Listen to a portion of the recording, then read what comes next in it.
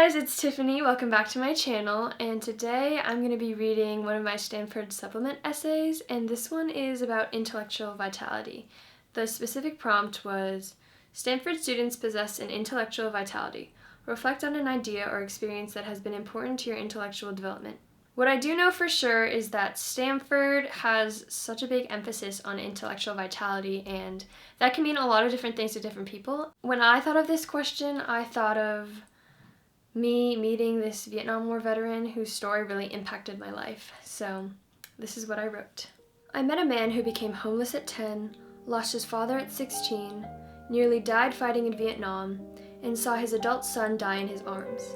Yet he overcame these hardships to become a successful lawyer and eventually a presidential speechwriter.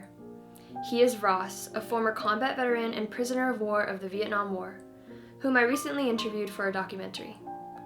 While I embarked on the project expecting to gain insight on the war, I ended up taking away important life lessons.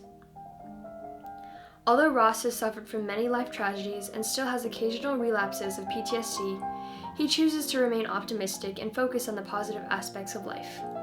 He does not regret any of his experiences, for they have made him resilient and enabled him to set priorities. He looks back on these events as a journey that has taught him valuable lessons in life. This veteran's story helped me appreciate reciprocal determinism, a theory that a person's behavior and cognitions create situations to which that person reacts. Essentially, actions and reactions are a cycle influenced and propelled by one's behavior. Ross's story is a concrete example of life's choices. One can either ruminate and sulk in the past, or pick oneself up and move forward. Ross has taught me to put my own hardships in perspective, soldier on in the face of challenge, and most of all, appreciate life. After all, life is bestowed, but the rest of life is a choice. That brought back so many memories. So Ross is someone who's really important to me. I interviewed him. He's my dad's patient. My dad is a heart surgeon. He's my dad's patient, and I would go with my dad to interview all of his patients because they have incredible stories. Like, I met someone who still had memorabilia from World War II. One guy who got a Purple Heart on the beaches of Normandy, and another person who witnessed the bombing of Pearl Harbor. So incredible people, just everyday people who you wouldn't expect to have that much of a story. And this guy's story was the most incredible, insane, wild story you have ever heard. He was homeless since he was 10, his dad went to West Point, he fought in the Vietnam War, nearly died there. I did a whole documentary on him because literally every moment of his life was he volunteered for the war when his wife was home, having a child. He was very dedicated.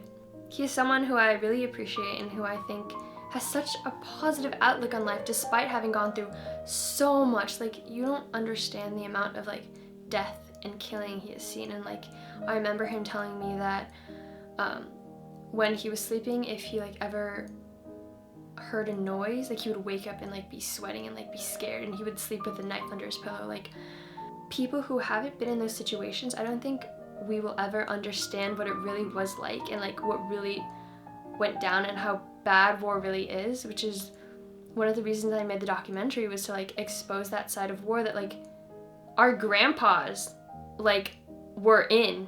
Reflecting on that essay that I wrote, it was kind of just appreciating Ross and appreciating his outlook on life, because if you really think about what matters in life, it's not necessarily how much you achieve, how much money you make, but it's what I think is important is connecting with people, having relationships, and being a good person. Because if you really think about the problems you have in life, oh my god, my battery is low, oh, I'm so stressed about school, those are good problems to have, it could be a lot worse. So I think talking to Ross and making that documentary really put all these in perspective.